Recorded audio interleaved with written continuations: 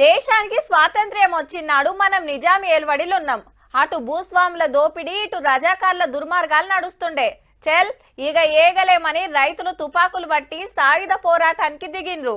ఇంతల్నే ఢిల్లీకి వెళ్లి మిలిటరీ దిగితే 1948 సెప్టెంబర్ 17 నాడు నిజాం నవాబు లొంగిపోయిండు. అది విలీనమని, విద్రోహమని, విమోచనమని అంటుంటారు.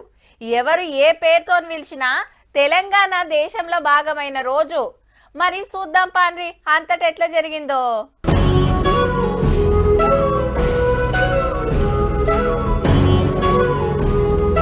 గన్ పార్కుల తెలంగాణ అమరులకు నివాళులర్పించి పబ్లిక్ గార్డెన్స్ లో జెండా ఎగరేసి ప్రజాపాలన దినోత్సవం సురువు చేసిండు సీఎం రేవంత్ రెడ్డి సారు.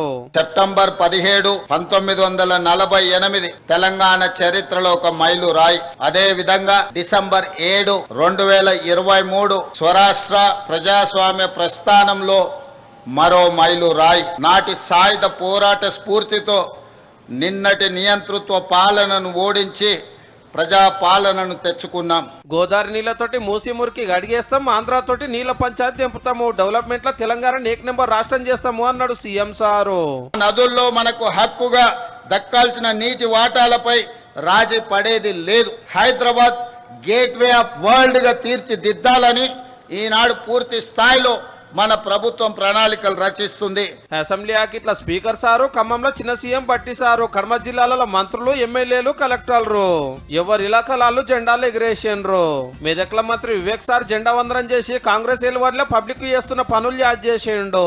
ఖమ్మం జిల్లాలో ఇప్పటి వరకు నూతనంగా 24,818 కుటుంబాలు తెల్ల రేషన్ కార్డులు మంజూరు చేయడం ద్వారా 1,03,166 కుటుంబ సభ్యులు ఉచితంగా రేషన్ పొందుతున్నాయి. మెదక్ జిల్లాలో రైతు రుణమాఫీ పథకం ద్వారా ఇప్పటి వరకు మొత్తం 87,491 మంది రైతులకు 645 కోట్ల రూపాయలు రుణమాఫీ చేయడం జరిగింది.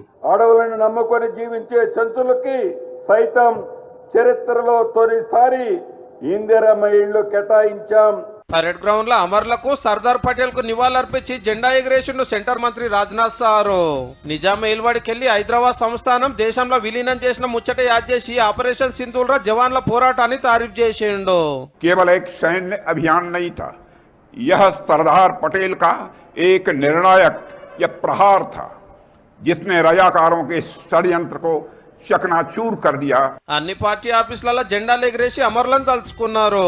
తెలంగాణ ప్రజలు స్వేచ్ఛగా ఊపిరి పీల్చుకునే మరి నియంతృత్వ పోకడలు లేని ప్రజాస్వామిక వాతావరణం రావాలనే ఆశయంతో కేసీఆర్ గారి నాయకత్వంలో పోరాటం చేస్తూనే ఉంటాం. మన రాష్ట్రం మనం ఏర్పరచుకున్నటువంటి ఈ సందర్భంలో ఒక ప్రజాస్వామిక తెలంగాణ నిర్మాణం కోసం ప్రయత్నం జరగాలి. నిజాం ఏల్వాడి మీద కొట్లాడిన కామ్రేడ్లు సెప్టెంబర్ 17 గిట్లా చేసుకున్నారు.